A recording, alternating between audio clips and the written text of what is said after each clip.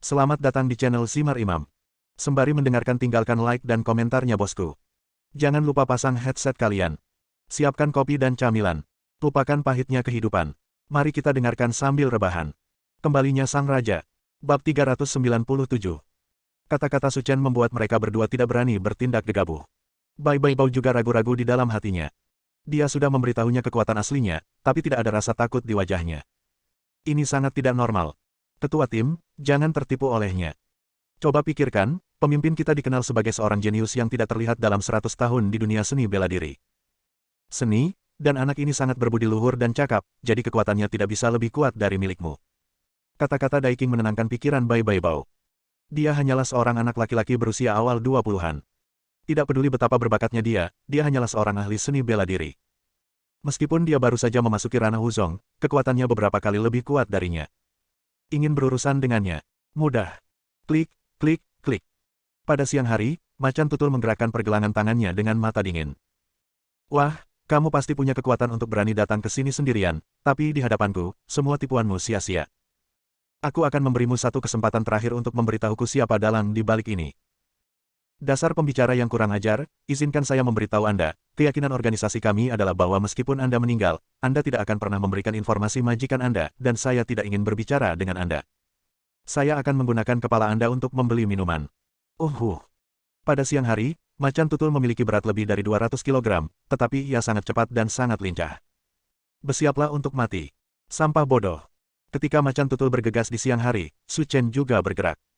Dia cepat. Dan Su Chen lebih cepat dari dia. Kebaikan. Kemana perginya orang-orang? Ketua tim, orang itu ada di belakangmu. Dai Qing berteriak ngeri. Karena dia menemukan bahwa kecepatan Su Chen bahkan lebih cepat daripada kecepatannya. Seperti bayangan. Tidak dapat menangkap. Bagaimana ini mungkin? Macan Tutul itu sangat ketakutan di siang hari. Dia tidak percaya Su Chen bisa mencapai kecepatan seperti itu. Klik. Su Chen dengan santai meraih pergelangan tangan Bai Bai Bao dan menyentakkannya ke atas. Putar saja. Jeritan yang menyayat hati datang. Pada siang hari, Macan Tutul itu sangat kesakitan hingga dia berkeringat dingin. Jika bukan karena kemauan kuat yang mendukungnya, dia pasti sudah pingsan sekarang. Sialan, kamu benar-benar berani menyerang pemimpin tim kami, kamu mencari kematian. 3 anak panah perak terlempar dari tangan Dai Qing. Langsung ke poin penting Su Chen.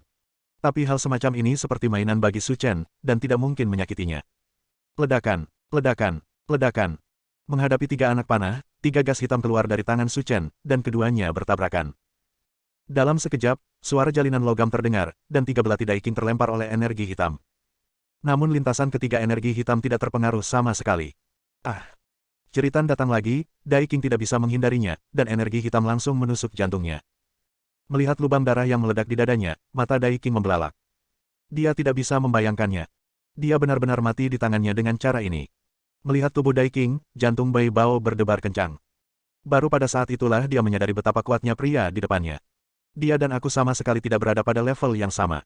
Bertindak tegas. Memanfaatkan kesempatan Su Chen untuk menghadapi Dai Qing, Bai Tianbao mengeluarkan pistol suar dari sakunya. Dia melepaskan tembakan ke celah pintu dan kemudian meledak di langit. Nak, kamu sangat kuat. Aku akui aku bukan tandinganmu, tapi ku beritahu, jika kamu berani membunuh siapapun di organisasi Blade Runner kami, tanggal kematianmu telah tiba. Tunggu saja sampai Dewa Kematian mengetuk di pintu. Tidak ada yang perlu ditakutkan dari sekelompok semut. Begitu dia selesai berbicara, Su Chen menyuntikkan energi hitam lainnya ke tubuh Bai Bai Bao. Dalam sekejap, fungsi tubuhnya hancur. Ini kesempatan terakhirmu. Jika kamu tidak memberitahuku, kamu akan mati kesakitan. Merendahkan, Su Chen berkata dengan suara rendah. Semua orang di kiri atau kanan sudah mati, aku tidak akan memberitahumu itu. Karena kesakitan, wajah Macan Tutul itu tampak garang di siang hari dan dia tidak bisa menahan cibiran. Su Chen, izinkan saya memberitahu Anda, saya telah mengirimkan sinyal ke organisasi. Jika saya tidak dapat bertahan hidup di siang hari, maka Anda harus mati juga. Dan bukan hanya kamu, tetapi keluargamu juga akan menderita balas dendam paling mengerikan dari organisasi kami, haha. Karena kamu tidak mengatakan apa-apa, tidak perlu menahanmu. Semburan energi hitam lainnya menghantam tubuh Macan Tutul Putih, dan Su Chen memasukkan tangannya ke dalam saku dan pergi. Adapun Macan Tutul Putih, dia tidak punya pilihan selain mati. Namun kegigihan yang ditunjukkan pada Macan Tutul Putih benar-benar membuat Su Chen terkesan. Sebuah organisasi pembunuh kecil tidak akan mengkhianati majikannya sampai mati. Disiplin ketat seperti ini sudah dapat bersaing dengan tentara salibnya sendiri. Setelah keluar dari gudang, Su Chen kembali ke rumah Fang. Dalang di baliknya tidak ditemukan, namun organisasi Blade Runner terlibat. Anda harus pergi ke Fang Tonghui untuk menanyakan hal semacam ini. Bagaimanapun, dia adalah anggota komunitas seni bela diri Zonghai dan dapat dianggap sebagai orang kelas atas, jadi dia pasti tahu sesuatu tentang ini. Dr. Su, maksud Anda orang yang menyerang Anda kali ini adalah organisasi Blade Runner. Mendengar kata-kata Su Chen, Fang Tonghui hampir melompat. Baginya, berita itu cukup sensasional. Su Chen berkata dengan tenang sambil menyeruput kopi. Apa yang disebut organisasi Blade Runner, apakah itu sangat kuat? Tubuh Fang Tonghui bergetar sepanjang waktu, dan dia bisa merasakan ketakutan memancar dari dalam keluar bahkan tanpa dia berbicara. Dr. Su, Anda mungkin tidak mengetahui sesuatu. Di dunia seni bela diri Tiongkok, organisasi Blade Runner adalah organisasi paling terkenal, dan saya mendengar bahwa pemimpin mereka adalah orang besar yang tidak pernah melihat akhir dari seekor naga. Dahulu kala, dia telah mencapai alam setengah dewa. Setelah bertahun-tahun, dia bahkan mungkin mencapai alam dewa, yang jauh di luar jangkauan orang biasa. Alam dewa. Setelah mendengar kata ini, Fang Xuexing membeku di tempat tidur. Meskipun dia belum pernah mendengar tentang organisasi Blade Runner. Tapi dia jelas tahu apa yang diwakili oleh alam ilahi. Itu adalah Master Top yang melampaui objek eksternal. Kekuatannya begitu kuat bahkan Tuan Su pun mungkin bukan lawan mereka. Memprovokasi mereka. Bagaimana mungkin berakhir seperti ini? Pantas saja ada disiplin yang begitu ketat. Pemimpinnya sangat cakap. Su Chen berkata pada dirinya sendiri. Selain ini, apakah kamu tahu hal lain? Kembali ke apa yang dikatakan Dokter Ajaib Su Chen, apa yang saya ketahui tentang hal-hal ini adalah apa yang saya dengar dari orang lain. Saya hanya tahu bahwa organisasi mereka tersebar di setiap sudut Tiongkok, dan mereka memiliki dua base camp, yang terletak di Zonghai dan Yanjing. Secara umum, mereka bisa. Orang-orang yang mengundang mereka secara alami berasal dari keluarga kaya. Singkatnya, ini adalah organisasi yang sangat menakutkan. Bahkan keluarga besar di Yanjing akan ketakutan setelah mendengar nama mereka. Bab 398. Su Chen tersenyum dan mengangguk, itu agak menarik. Jantung Fang Tonghui berdebar kencang. Setelah mendengar namanya, Dr. Ilahi Su tidak bereaksi sama sekali. Jadi seberapa kuat dia harus? Apakah kamu tahu di mana markas mereka? Su Chen bertanya. Su Chen selalu menjadi orang yang suka mengambil inisiatif. Daripada menunggu mereka datang ke rumahnya, dia mungkin juga mengambil inisiatif dan membasmi mereka. Dr. Su, ini akan sulit bagi Anda. Meskipun keluarga Fang kami kaya dan dapat dianggap sebagai keluarga besar, kami masih belum seberapa dibandingkan dengan organisasi seperti Blade Runner. Kualifikasi apa yang saya miliki untuk mengetahui kantor pusat mereka? Di mana adalah dia? Dia mengangguk tanpa sadar, lupakan saja jika kamu tidak tahu. Aku akan meluangkan waktu untuk memeriksanya perlahan. Setelah mengatakan itu, Su Chen berdiri untuk pergi, dan Su Xihan, yang sedang berbaring di tempat tidur, juga berdiri. Tuan Su, aku akan pergi bersamamu. Su Chen mengangguk dan tidak berkata apa-apa. Bagaimanapun juga, ini adalah rumah orang lain, jadi wajar jika dia tidak terbiasa dengannya. Dengan salam perpisahan penuh hormat dari Fang Tonghui, keduanya masuk ke dalam mobil. Kamu baru saja tiba di Zonghai, kamu tinggal di mana sekarang? Saya menemukan hotel dan berencana untuk tinggal di sana untuk sementara waktu. Kemudian jika saya punya lebih banyak waktu, saya akan membeli rumah. Fang Tonghui memberiku sebuah hotel bintang 5 sebagai hadiah, yang sekarang dianggap sebagai milikku. Kamu bisa pindah ke sana dan tinggal di sana, dan aku akan menyerahkan hotel itu padamu. Terima kasih, Tuan Su, atas kepercayaan Anda. Ketika keduanya tiba di Hotel Kaibin, Su Chen menemukan bahwa tingkat kemewahan di sini memang yang terbaik di Zonghai.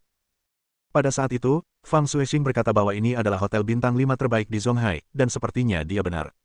Su Xihan terkejut. Nilai hotel ini setidaknya 2 miliar. Keluarga Fang benar-benar memberikannya begitu mereka mengatakannya. Energi Tuan Su benar-benar melebihi orang biasa. Ayo, minggir, pintu masuk utama baru saja dibersihkan, jangan kotor. Begitu mereka berdua hendak masuk, mereka mendengar seorang wanita di depan pintu berteriak keras. Wanita itu memiliki sosok yang lebih baik, tetapi riasan tebal di wajahnya tidak bisa diterima. Dia melirik lencana di depan wanita itu dan terbaca. Wu Xiujing, manajer lobi. Hotel ini terbuka untuk menyambut tamu, mengapa mereka tidak membiarkan Anda melewati pintu masuk utama? Su Xihan tampak tidak senang. Buka matamu dan perhatikan baik-baik. Kami di sini di Hotel Kaibin, hotel bintang 5 termewah di Tiongkok. Ini bukan tempat untuk kamu datangi. Apakah kamu belum diizinkan masuk ke sini? Bukannya kamu tidak diperbolehkan masuk, tapi dilihat dari penampilanmu, kamu mungkin datang ke tempat kami untuk menggunakan toilet. Wu Xiujing berkata dengan marah. Kamar termurah di sini harganya 2.888 per malam. Kamu tidak mampu membelinya. Kalau mau dapat kamar, pergi saja ke seberang. Jangan tunda aku menerima pelanggan di sini. Deru mesin terdengar. Saya melihat sedan Mercedes-Benz S-Class seharga lebih dari 2 jutaan diparkir di depan hotel. Melihat mobil itu, Wu Xiujing segera bergegas ke arahnya. Hei, Tuan Huang, Anda akhirnya sampai di sini. Saya sudah lama menunggu di sini. Wu Xiujing berkata sambil tersenyum. Manajer Wu, saya minta maaf. Saya baru saja datang ke sini dalam perjalanan bisnis dan saya meminta Anda keluar untuk menyambut saya secara pribadi. Saya merasa tidak enak. Pria yang berbicara itu berusia sekitar 40 tahun, dengan rambut disisir ke belakang, perut buncit, dan raut wajah yang menyedihkan. Tentu saja saya tidak akan menyapa orang lain ketika mereka datang, tetapi ketika Tuan Zhao datang, saya secara alami akan keluar untuk menyambutnya secara pribadi. Wu Xiujing tersenyum. Kalau begitu, aku tidak diterima. Tuan Zhao, lantainya baru saja dipel. Pelan-pelan dan geser dengan hati-hati. Sehat. Setelah menyambut pria parubaya itu masuk, Wu Xiujing melirik Su Chen dan Su Sihan. Kenapa kalian berdua masih bersikeras untuk pergi? Kami sudah memberitahumu bahwa hotel cabin kami adalah hotel bintang 5 yang paling mewah dan bukan tempat untuk kalian datangi. Keluar dari sini dan jangan menghalangi jalan Tuan Zhao. Kamu dipecat. Su Chen berbisik. Diusir. Wu Xiujing tampak bingung. Nak, otakmu tidak bekerja dengan baik. Kamu masih bermimpi dan belum tidur. Kamu sebenarnya bilang aku dipecat. Kamu pikir kamu ini siapa? Apakah kamu bos di sini? Saya bos di sini. Haha. Wu Xiujing tertawa. Bisakah kamu berhenti menggodaku? Pasti ada batasan untuk menyombongkan diri. Siapa di Zonghai yang tidak tahu bahwa hotel cabin ini adalah milik keluarga Fang? Kamu sebenarnya berani menyebarkan rumor di sini. Kamu benar-benar mencari kematian. Jika kamu tidak percaya, kamu bisa menelepon dan bertanya. Nak, sepertinya kamu bersulang alih-alih makan dan didenda dengan anggur. Kamu membuat masalah di sini dan kamu masih bertingkah keren. Mari kita lihat bagaimana aku menanganimu hari ini. Menyimpan. Saat Wu Xiujing hendak menelepon seseorang, dia dihentikan oleh pria parubaya di sebelahnya. Manajer Wu, jangan mempermasalahkan masalah sekecil ini. Sopir saya ada di sana. Biarkan mereka yang melakukannya. Sambil berbicara, Zhao Tianyi melirik Su Sihan. Wanita yang dingin dan penyendiri ini adalah permata yang langka. Saya awalnya berencana datang ke sini hari ini dan melawan Wu Xiujing selama 300 ronde, tapi sekarang saya memiliki saudara perempuan kerajaan.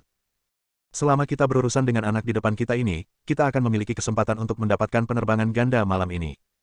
Kesempatan sekali seumur hidup ini tidak boleh disia-siakan. Tuan Zhao, saya tidak akan mengganggu Anda untuk mengambil tindakan terhadap si kecil ini. Aku khawatir penjaga keamanan itu ceroboh. Jika darahmu terciprat, aku akan merasa tidak enak. Setelah mengatakan itu, Zhao Tianyi mencubit pantat Wu Xiujing tanpa ragu. Oh, Tuan Zhao, Anda jahat sekali. Anda sedang menunggu untuk kembali, jadi jangan khawatir. Wu Xiujing berkata dengan malu-malu, karena Tuan Zhao sangat peduli padaku, aku serahkan masalah ini padamu. Jangan khawatir. Sebagai tanggapan, Zhao Tianyi memanggil pengemudi mobil dan berkata, Ahu, aku serahkan bocah buta ini padamu, cerdaslah dengan tangan dan kakimu, mengerti? Pengemudi bernama Ahu bertubuh tinggi dan bulat. Setelah melihat Su Chen, dia tersenyum. Bos, kalau berurusan dengan ayam kecil seperti ini, itu semua soal bakat yang hebat tapi sedikit gunanya. Gunakan saja dia untuk latihan. Oke, kalau begitu aku akan melepaskan tangannya hari ini dan membiarkan dia meningkatkan ingatannya. Bisa. Dengan persetujuan Zhao Tianyi, Ahu bergegas mendekat dengan tinjunya yang melambai. Menderita kematian. Klik. Tepat ketika Ahu bergegas, Su Chen King mau meraih lengannya dan langsung memutarnya. Wah, bagaimana ini bisa terjadi? Dia benar-benar mematahkan lengan Ahu. Dia adalah juara tinju bawah tanah kita di kota Beihuan. Beraninya kamu memukul orang-orang Tuan Zhao. Patah. Su Chen menamparkan wajah Wu Xiujing dengan keras. Terlalu banyak orang yang berbicara omong kosong dan mulutnya panjang. Zhao Tianyi tercengang. Kamu terlalu melanggar hukum untuk melakukan pembunuhan di depan umum. Patah. Su Chen menamparkan wajah Zhao Tianyi lagi. Kamu banyak bicara omong kosong. Bab 399. Wu Xiujing dan Zhao Tianyi keduanya terjatuh ke tanah. Saat ini, penjaga keamanan di hotel juga bergegas keluar. Jika kamu berani muncul, aku jamin kalian semua akan bernasib sama. Satpamnya juga bingung. Karena ketika Su Chen mengambil tindakan, mereka semua melihatnya di dalam. Ini jelas pria yang tangguh, dan mereka bukanlah sesuatu yang bisa mereka atasi. Dasar bajingan kecil, beraninya kamu memukulku. Zhao Tianyi menutupi wajahnya dan berkata dengan keras. Kenapa, kamu tidak yakin? Su Chen mengangkat alisnya. Biar ku beritahu, aku datang ke sini untuk membahas kerjasama dengan China Ocean Xinheng Group. Jika kamu memukulku, aku akan segera memanggil orang-orang mereka untuk menanganimu.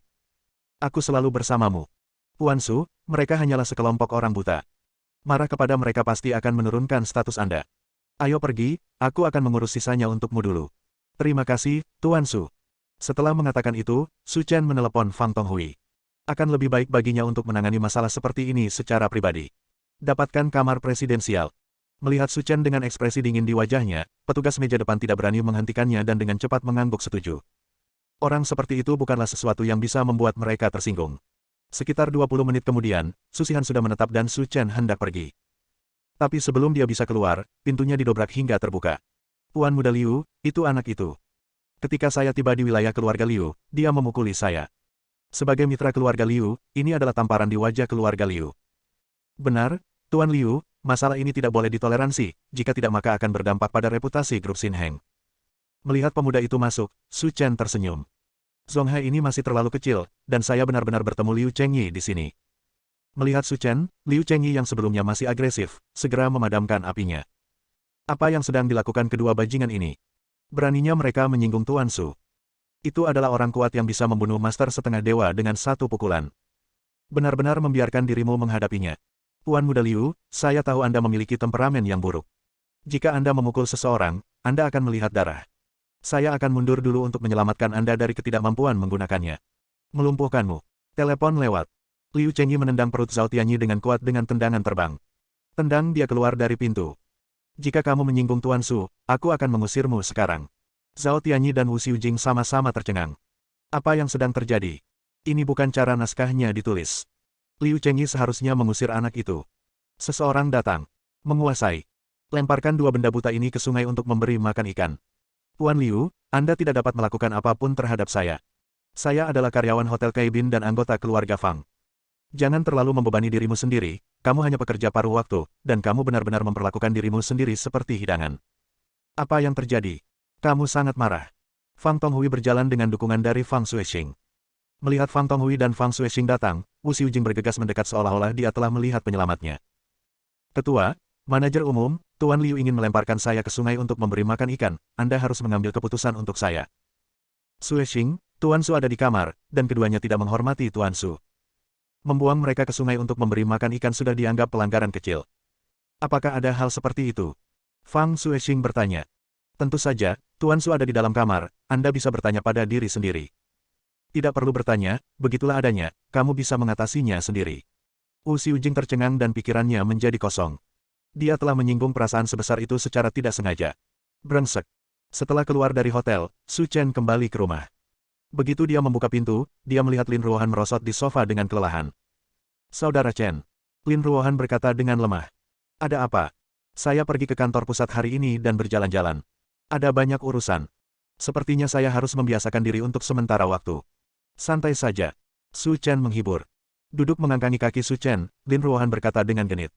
Saudara Chen, kapan kamu bisa datang ke grup untuk membantuku?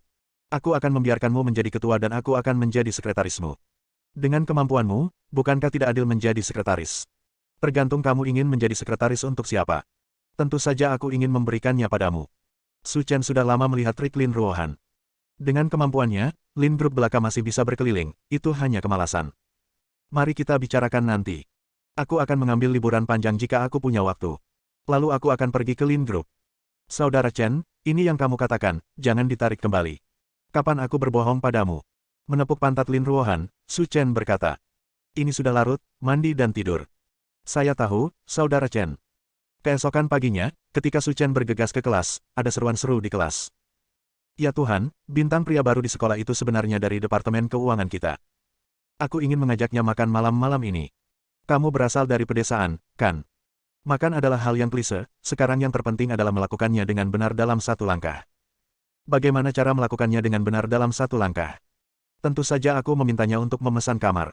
Kolajiba, aku tidak percaya kamu bisa menusuk perutnya.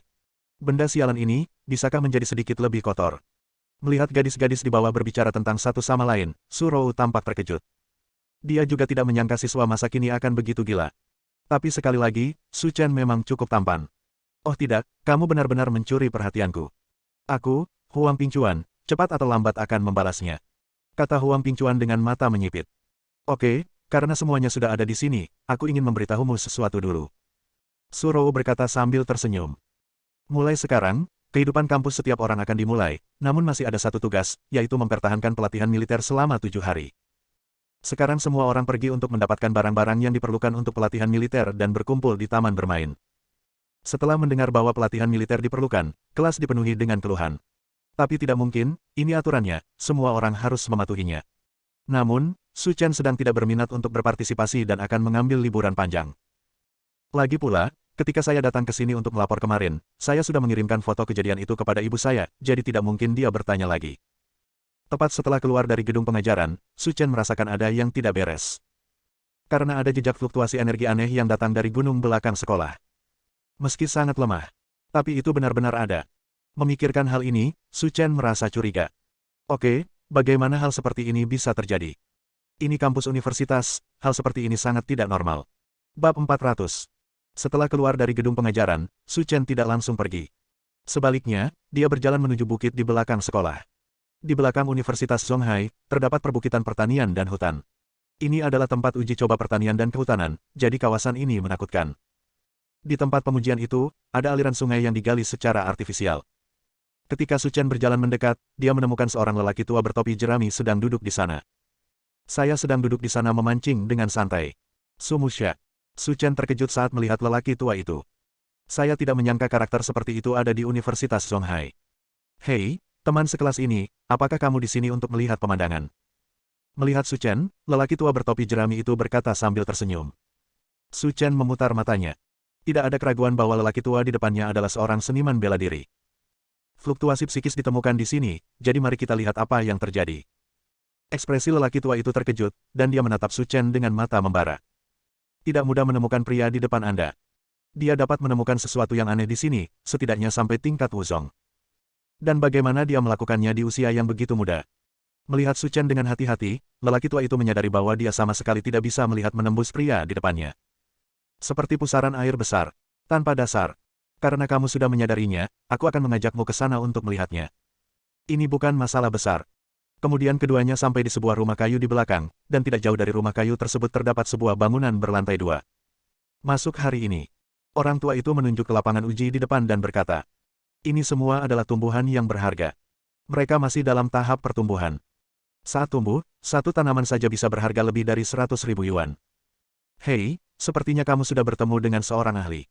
Kata lelaki tua itu sambil tersenyum. Ketahuilah satu atau dua hal. Setelah bertahun-tahun, akhirnya ada sesuatu yang aku sukai. Bagaimana kalau kita berdua duduk dan ngobrol, anggap saja hanya tinggal di sini bersamaku untuk menghilangkan kebosananmu. Tidak apa-apa. Orang tua itu kembali ke rumah kayu dan membuat sepoci teh. Meskipun tehnya tidak enak, Su Chen tidak peduli. Izinkan saya memperkenalkan diri terlebih dahulu. Nama saya Luciu. Saya pensiunan guru dari Universitas Zonghai. Su Chen. Setelah perkenalan, Su Chen berkata, saya benar-benar ingin tahu bagaimana seorang seniman bela diri bisa datang ke sini untuk menjadi guru.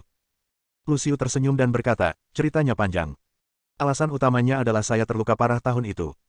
Belakangan, saya tidak sengaja menemukan fenomena aneh di sini, jadi saya membuat beberapa koneksi dan mendapat gelar guru di sini. Setelah itu, saya ini adalah tempat yang aman untuk pensiun. Jika perkiraanku benar, seharusnya ada lingkaran sihir besar di bawah bidang pengobatan ini, jika tidak, fluktuasi seperti itu tidak akan mungkin terjadi.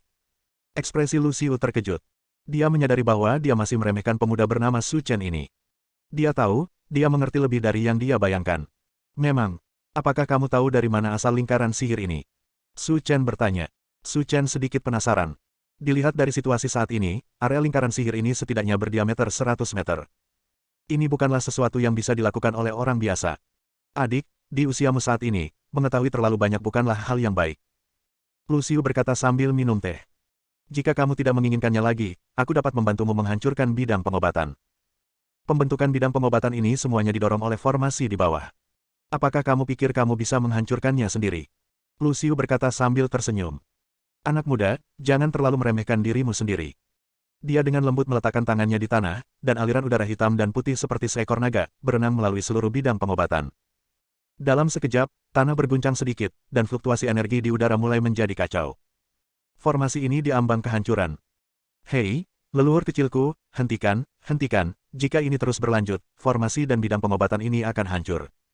Luciu hampir takut untuk buang air kecil. Saya pikir dia adalah seniman bela diri biasa, dan saya bisa pamer di depannya. Tapi saya tidak menyangka nenek moyang akan datang. Bisakah kamu berbicara sekarang? Su Chen duduk kembali di kursi dan bermain-main dengan rasanya. Nak, kamu benar-benar tidak memberiku wajah apapun. Luciu berkata dengan sedikit kebencian. Su Chen minum teh dengan santai dan menunggu Lu Xiu berbicara. Sekte yang dulu saya ikuti disebut Sekte Abadi. Meski nama sekte tersebut sangat mendominasi, namun bukan jenis sekte yang menghargai kekuatan. Dari segi kekuatan saja, kami hanya berada di kalangan menengah ke bawah. Su Chen mengangguk dan menunggu Lu Xiu melanjutkan. Kami bukanlah sekte yang mengkhususkan diri dalam berlatih seni bela diri. Sebaliknya, kami menghabiskan lebih banyak energi dan waktu mempelajari sejarah seluruh dunia seni bela diri, gambaran astronomi, pemurnian ramuan, kimendunjia, metafisika feng shui, dan lainnya. Setelah mendengar ini, Su Chen akhirnya memahami sesuatu. Pantas saja Lu Xiu bisa menanam tanaman herbal di sini dengan damai. Dalam penelitian sekte kami, sejak 1000 tahun yang lalu, dunia seni bela diri Tiongkok sedang makmur. Saat itu, terdapat banyak sekte, yang bisa dikatakan telah melipat gandakan seni bela diri hingga ekstrim, tapi... Lu Xiu menghela nafas. Tapi apa? Tetapi setelah 1000 tahun, dunia seni bela diri Tiongkok tiba-tiba menurun. Lalu apakah kamu sudah mengetahui alasannya? Alasannya belum teridentifikasi, itu hanya spekulasi. Apa hasil tebakanmu? Kedatangan keluarga kerajaan. Keluarga kerajaan. Su Chen mengerutkan kening. Setelah 3 tahun pengalaman di luar, saya belum pernah mendengar perlombaan seperti itu. Dikatakan bahwa mereka adalah sekelompok orang yang sangat misterius, tetapi berapa banyak orang di sana dan seberapa besar organisasinya adalah rahasia yang tidak diketahui. Tapi satu hal yang pasti, mereka misterius dan kuat. Kemunculan mereka telah mengubah situasi secara drastis. Hal ini telah mempengaruhi nasib dunia seni bela diri Tiongkok, sehingga selama ribuan tahun, dunia seni bela diri Tiongkok bersikap hangat, yang mengarah ke situasi saat ini. Lalu apa hubungannya dengan formasi besar di depan kita? Kata Su Chen. Jangan terlalu menganggap remeh keluarga kerajaan. Kemunculan mereka tidak hanya mengubah nasib dunia seni bela diri Tiongkok, tapi juga membawa banyak hal yang belum pernah terjadi sebelumnya, termasuk formasi besar di hadapan Anda, yang mungkin salah satunya. Lu Xiu berkata dengan mata membara. Maksudmu formasi ini ditinggalkan oleh keluarga kerajaan? Tidak ada dasar mutlak untuk ini, tetapi Anda seharusnya memperhatikan bahwa diameter susunan besar ini setidaknya lebih dari 100 meter. Saya telah tinggal di sini selama beberapa dekade, dan energi di dalamnya tidak melemah. Apakah menurut Anda orang biasa bisa melakukannya? Hal semacam ini. Kata-kata Lu Xiu bukannya tidak masuk akal. Meskipun saya tidak pandai dalam formasi, saya rasa saya tahu bahwa membuat formasi sebesar itu yang dapat bertahan bertahun-tahun bukanlah sesuatu yang bisa dilakukan orang biasa. Bersambung.